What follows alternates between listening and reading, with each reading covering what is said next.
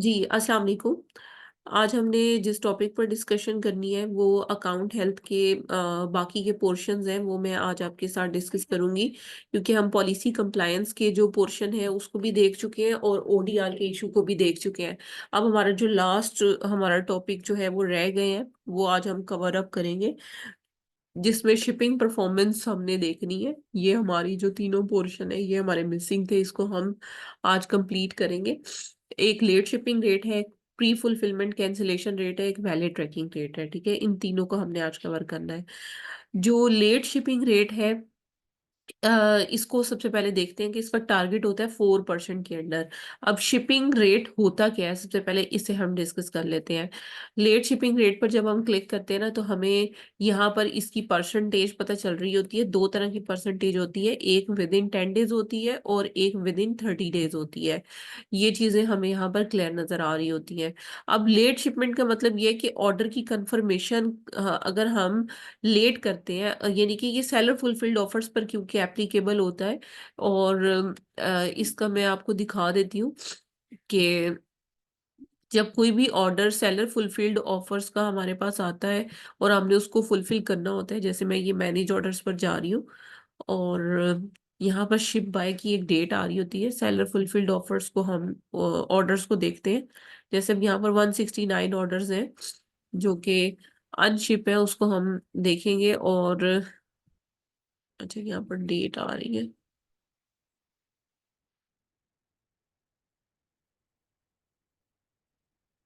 इस डेट को एक मिनट यहाँ से रिमूव करें। अच्छा, तो इसमें मैं आपको यही बता रही थी कि जितने भी अनशिप ऑर्डर होते हैं वो यहाँ पर हमें नजर आ रहे होते हैं, फॉर एग्जांपल। और स्क्रॉल डाउन करते हैं इसको। अब जैसे ये अनशिप ऑर्डर है, इसकी ऑर्डर आईडी पर जब हम क्लिक करते हैं ना, तो यहाँ पर हमें एक शिप बाय डेट नजर आ रही होती है। ये 6 से 7 फरवरी के दरमियान जो है ये ऑर्डर शिप होना है हर सूरत। यानी कि इसकी ट्रैकिंग की इंफॉर्मेशन हमने कस्टमर को देनी है और इसकी शिपमेंट को कंफर्म करना है। यहाँ से कंफर्म शिपमेंट पर हम क्लिक करते हैं और क्लिक करके ना हमें यहाँ पर कुछ इंफॉर्मेशन है, जैसे एक कैरियर का हमने किसके थ्रू प्रोडक्ट भेजी है। फॉर एग्जाम्पल हमने अगर फेडेक्स के थ्रू या यूपीएस के थ्रू भेजी है, तो आगे फर्दर क्या है, मतलब सर्विस जो जिसके थ्रू हमने भेजा है। तो लेट से हमने ग्राउंड के थ्रू भेजा है, तो यहाँ पर ट्रैकिंग आईडी एंटर करके कंफर्म करनी होती है शिपमेंट।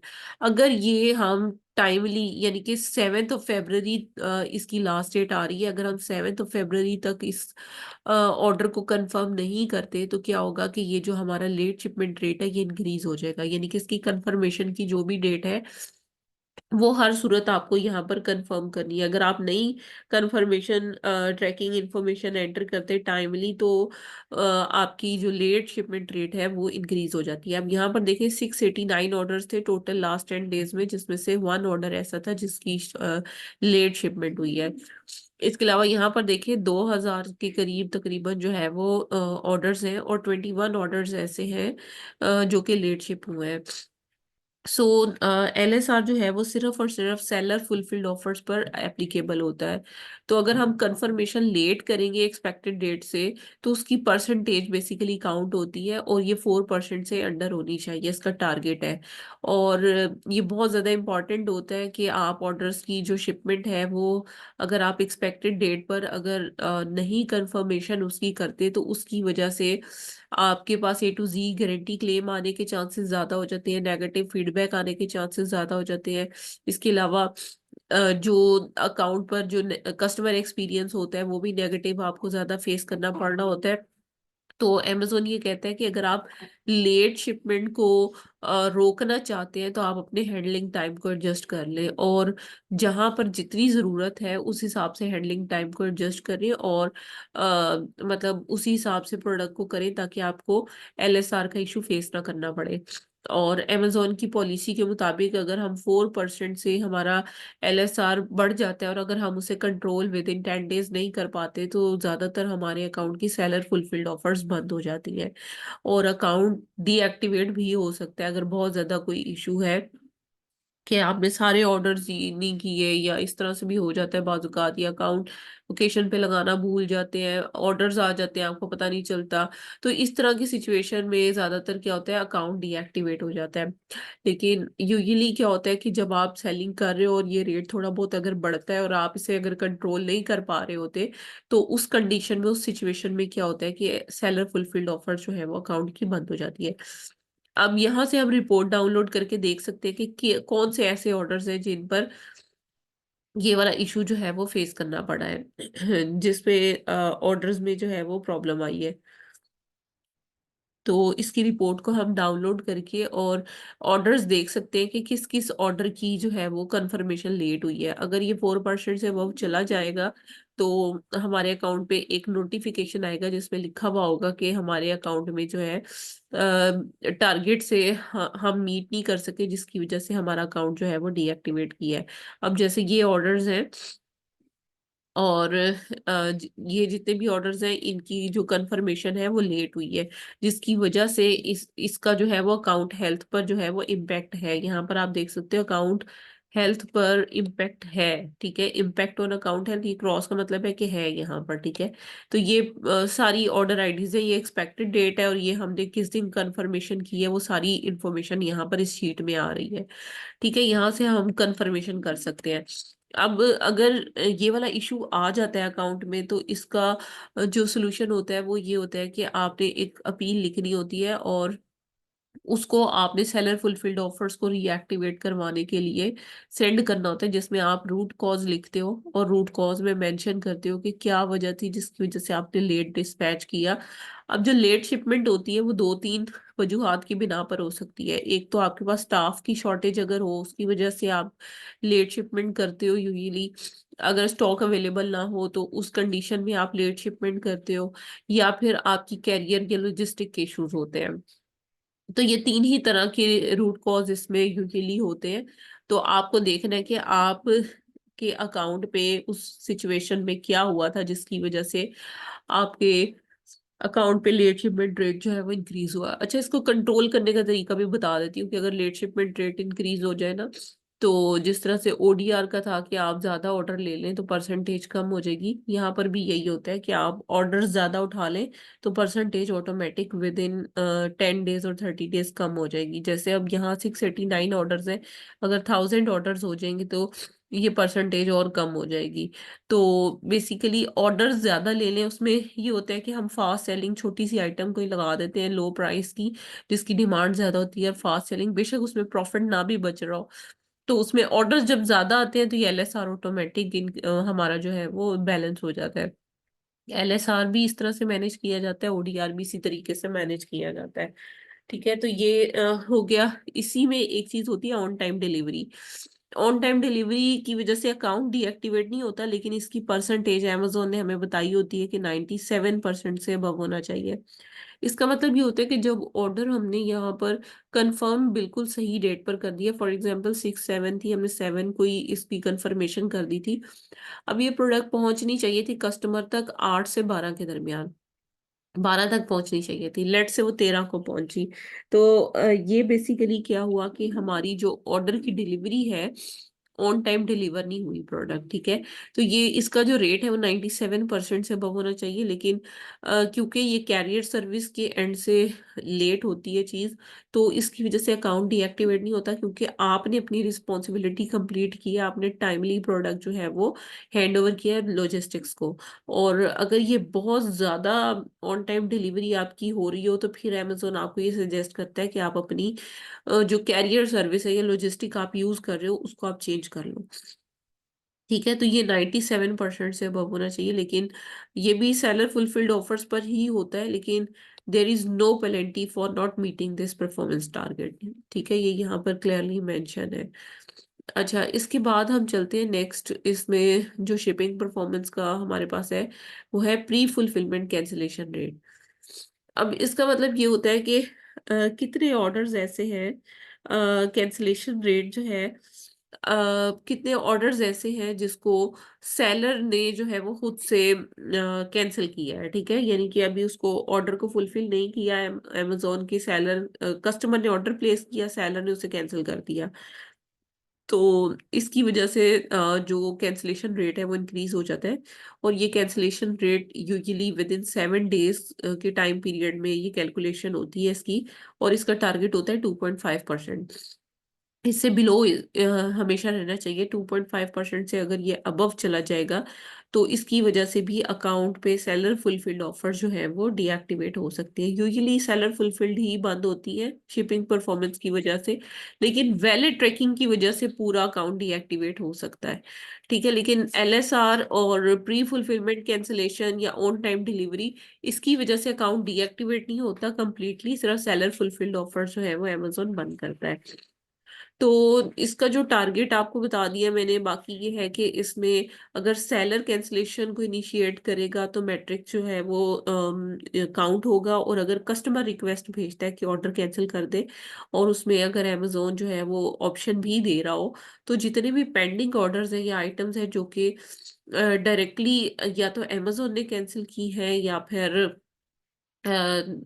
कस्टमर ने रिक्वेस्ट भेजी है, तो ऐसे ऑर्डर्स जो है वो काउंट नहीं होते। मैं आपको दिखा देती हूँ कि ये कहाँ से हमें नजर आते हैं। जैसे ऑर्डर्स है, मैनेज ऑर्डर्स में हम जाते हैं और यहाँ पर जाकर हम कैंसिल्ड ऑर्डर्स देखते हैं। ये कैंसिल्ड ऑर्डर्स आते हैं यहाँ पर। अगर हमने कोई कैंसिल किया होगा, मतलब अगर तो सेलर की रिक्वेस्ट पर, ये जैसे ये कस्टमर की रिक्वेस्ट पर है, ये भी कस्टमर की रिक्वेस्ट पर है, ये भी कैंसिल्ड ऑटोमेटिक हो रहा है। ठीक है, रीजन यहाँ पर दी हुई है। तो ये ऑर्डर जो है वो बायर की तरफ से कैंसिलेशन हुई हुई है।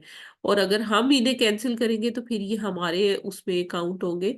बाकी यहाँ पर देखिए बाय मिस्टेक, हर एक की वो रीजन भी यहाँ पर लिखी हुई है। यहाँ पर मोर इन्फॉर्मेशन में आप देख सकते हो। तो हर आइटम जो है, अगर ये ऑर्डर कोई यहाँ पर आता है, ये देखिए अनशिप अगर ऑर्डर यहाँ पर कोई आता है और अगर हम उसको कैंसिल करते हैं तो ऑब्वियसली वो हमारे लिए प्रॉब्लम होगा। यहाँ से कैंसिल करते हैं तो वो हमारे इस मैट्रिक्स में काउंट होगा, लेकिन अगर कस्टमर उसको खुद वहां से कैंसिल करता है फिर हमें प्रॉब्लम नहीं होगी। तो इसलिए अगर कोई इशू होता है तो यूजुअली लोग क्या करते हैं कि कस्टमर को रिक्वेस्ट कर देते हैं कि वो ऑर्डर वहां से कैंसिल कर दे। अच्छा, इसके बाद मतलब इसकी जो अपील है वो भी मैं आपके साथ शेयर कर देती हूँ कि इसको किस तरह से मैनेज करना है। बाकी हम देख लेते हैं। ये है हमारे पास वैलिड ट्रैकिंग रेट। ये बहुत ज़्यादा इंपॉर्टेंट है क्योंकि इसकी वजह से कंप्लीट अकाउंट डीएक्टिवेट होता है। और यूजुअली जब section 3 drop shipping policy violation आना स्टार्ट हुई थी तो वो यही से इनिशिएट हुई थी कि ट्रैकिंग से अमेजोन ने जो है वो अकाउंट्स को पकड़ना स्टार्ट किया था कि कौन कौन से सेलर्स ऐसे हैं जो कि ड्रॉप शिपिंग कर रहे हैं। और ट्रैकिंग से ही उसने सारी चीजें जो है वो परसेप्ट करना स्टार्ट की थी, क्योंकि ट्रैकिंग ये शो कर रही होती है कि ऑर्डर कहाँ से कहाँ जाना है। तो जब मल्टीपल वेयर हाउसेस के एड्रेसेस आते थे और वो ड्रेसेस अमेजोन के कंपेटिटर्स के होते थे, तो फिर वहां से पकड़ना शुरू किया था अमेजोन ने। तो अब वैलिड ट्रैकिंग रेट की वजह से अकाउंट जो डीएक्टिवेट होते हैं उनको रीएक्टिवेट करवाना थोड़ा सा मुश्किल होता है। तो बस आपने ये देखना है कि वैलिड ट्रैकिंग का मतलब ये है कि जो नंबर हम ट्रैकिंग इंफॉर्मेशन एंटर करते हैं वो किस हद तक वैलिड है। और ये विद इन 30 डेज की कैलकुलेशन होती है। और इसमें कुछ एग्जेम्प्टेड भी होती है ट्रैकिंग्स। ठीक है, वो भी मैं आपको बताती हूँ कि एग्जाम्पशन किन केसेस में होती है। और इसका जो टारगेट है वो 95% से अबव है। टारगेट ये है कि 95% से ट्रैकिंग रेट आपका अबव होना चाहिए अकाउंट पर। अगर 95% से बिलो जाएगा तो अकाउंट डीएक्टिवेट हो सकता है। ठीक है, इसमें मैं ये नहीं कहूंगी सेलर फुलफिल्ड ऑफर, इसमें यूजुअली अकाउंट फुली डीएक्टिवेट होता है। अच्छा, अब amazon का जो कस्टमर है, क्योंकि वो ट्रैकिंग नंबर पर ही डिपेंड कर रहा होता है कि उसके ऑर्डर्स कहाँ से उसे मिलेंगे और कब उसे रिसीव होने वाला है, तो इस वजह से ट्रैकिंग बहुत ज़्यादा इंपॉर्टेंट होती है किसी भी कस्टमर के लिए। और amazon ने इसी वजह से पॉलिसी इसके बारे में बहुत ज़्यादा स्ट्रिक्ट बनाई हुई है कि ऐसी आइटम्स जो कि नॉन एफबीए होंगी, जो कि एफबीएम के थ्रू जा रही है, तो हर एक में कैटेगरी वाइज जो है वो होता है। अब जैसे आप यहाँ पर देख रहे हो कि इसका 98% है, लेट से इसका 98 की बजाय 80% पे चला जाता है, तो amazon क्या करेगा कि जो कैटेगरी जिसमें हमारा ट्रैकिंग रेट सही नहीं आ रहा, तो यूजुअली सबसे पहले अमेजोन ये करता है कि वो कैटेगरी आपके लिए गेटेड कर देता है, वो कैटेगरी ही ब्लॉक कर देता है अमेजोन। अच्छा, अगर आपकी बाकी कैटेगरीज में बिल्कुल परफॉर्मेंस ठीक जा रही है तो फिर वो पूरा अकाउंट डीएक्टिवेट नहीं करेगा। लेकिन अगर आपकी मल्टीपल कैटेगरीज में इशू आना स्टार्ट हो गया है इसका ट्रैकिंग का, फिर अमेजोन अकाउंट डीएक्टिवेट कर देता है। तो इसमें आपने याद रखना है कि समटाइम कैटेगरी गेटेड कर देता है, और अगर बहुत ज्यादा इशू हर मल्टीपल कैटेगरीज में हो रहा हो तो फिर अमेजोन अकाउंट को डीएक्टिवेट करता है।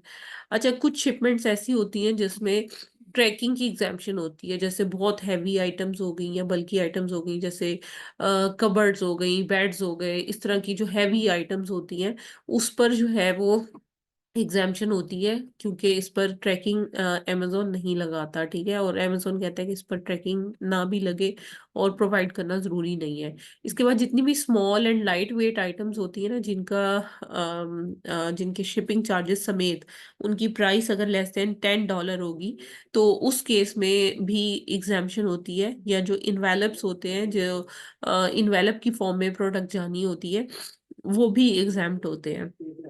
अच्छा, इसके अलावा इंटरनेशनल शिपमेंट जितनी भी होती है ना, जो कि चाइना से यूजुअली शिप होती हैं और उनकी जो ऑर्डर की वैल्यू होती है वो लेस देन $5 होती है, उसमें भी समझ लें कि एग्जाम्पशन होती है। और जो आउटसाइड यूएस या चाइना से इंटरनेशनल शिपमेंट शिप हो रही होती है, उसमें भी एग्जाम्पशन होती है, क्योंकि वो मल्टीपल कैरियर सर्विस के थ्रू पहुंचनी होती है। इस वजह से ट्रैकिंग वर्क नहीं करती प्रॉपरली, तो ट्रैकिंग की एग्जाम्पशन होती है उसमें। जैसे यूएई में ज्यादातर लोग जो काम कर रहे हैं और वो सोर्सिंग अगर चाइना से करते हैं, for example mobile phones, usually वहां पर लोग उसका काम काफी ज्यादा कर रहे हैं, तो वो लोग जब डिलीवर करवाते हैं तो डायरेक्ट एक एक ऑर्डर चाइना से आ रहा होता है। तो वो मल्टीपल जो समझ लें कि कैरियर सर्विसेज के थ्रू जा रहा होता है, जिसकी वजह से ट्रैकिंग की एग्जाम्पशन होती है उसमें। अच्छा, उसके बाद आपको फर्दर मैं बताती हूँ इसके बारे में।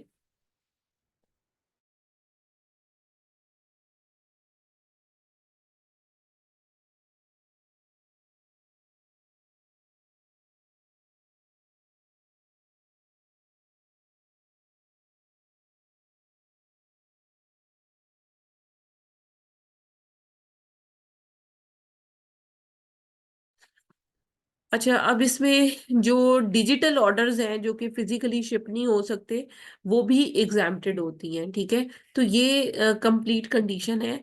और अगर ट्रैकिंग रेट में जब आपके पास आ जाता है कोई मतलब इशू आ जाता है और उसकी वजह से अकाउंट अगर डीएक्टिवेट होता है, तो वो फिर मैं आपको कंप्लीटली इसकी अपील जो है वो ग्रुप में शेयर कर देती हूँ अभी, क्योंकि मेरे ख्याल से आवाज में प्रॉब्लम आ रही है।